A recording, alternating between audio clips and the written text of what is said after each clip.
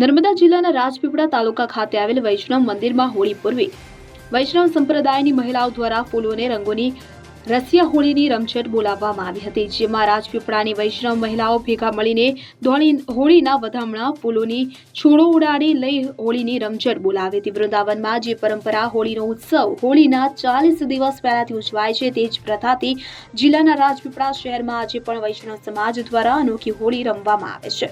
આમ તો હોળીનો તહેવાર ભારતભરમાં ઉજવવામાં આવે છે, પરંતુ જે વૃંદાવનમાં હોળી ઉજવવામાં આવે છે તેનું કારણ એ જ છે કે એક માન્યતા મુજબ કૃષ્ણએ 4 સખીઓનું વૃંદ બનાવી 40 દિવસ સુધી હોળી મનાવી હતી, જેમાં ચોથું એ આ પુષ્ટિ માર્ગીય વૈષ્ણવ સમાજ અને તેનાથી જ આ સમાજની બહેનો અને ભાઈઓ હોળી પર્વે કૃષ્ણ ભક્તિમાં લીન થઈ રંગ અને ગુલાલની હોળી મનાવી કૃષ્ણ ભક્તિ કરે છે। રાજપીપળા ખાતે વૈષ્ણવ સંપ્રદાયની મહિલાઓ મોટી સંખ્યામાં એકત્ર થઈ ફૂલો અને રંગો ઉડાડીને રસિયા હોળીના ગીતો ગાઈ નૃત્ય ગાન સાથે હોળીની રમઝટ બોલાવી હતી। રસિયાનું મહત્વ એ છે કે જેમ કૃષ્ણ ભગવાને 40 દિવસ સુધી ગોપીઓ અને અલગ અલગ સખીઓ સાથે ખૂબ જ ધૂમધામથી હોળી મનાવી હતી અને રંગથી ખૂબ જ રમ્યા હતા।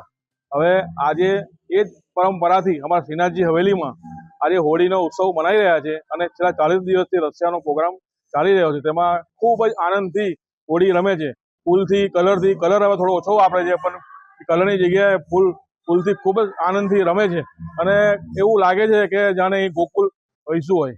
એ રીતે વર્ષોથી પરંપરાથી આ રીતે દર હોળીએ કરે છે અને કરતા રહેશે અને એનો આનંદ જ કંઈ અલગ છે, ખૂબ જ આનંદથી રમે છે। આ રસિયાનું મહત્વ એવું છે કે જ્યારે કૃષ્ણ ભગવાન અને રાધા એ બે જ્યારે હોળી ખેલતા હતા ત્યારે બીજી ગોપીઓને એવું થતું કે અમારે બી કણી હાથે ખેલવું છે અને એ લોકોને કીધું કે અમુક 40 દિવસ સુધી હું રમીશ। દરેક અમારા અલગ અલગ ગોપીઓ અને અલગ અલગ સખીઓ સાથે રોજ નિત્ય નવી લીલા કરી અને ખૂબ જ આનંદથી બધી ગોપીઓને સંતોષ આપી અને ખૂબ આનંદથી હોળી ગુલાલથી રમ્યા હતા।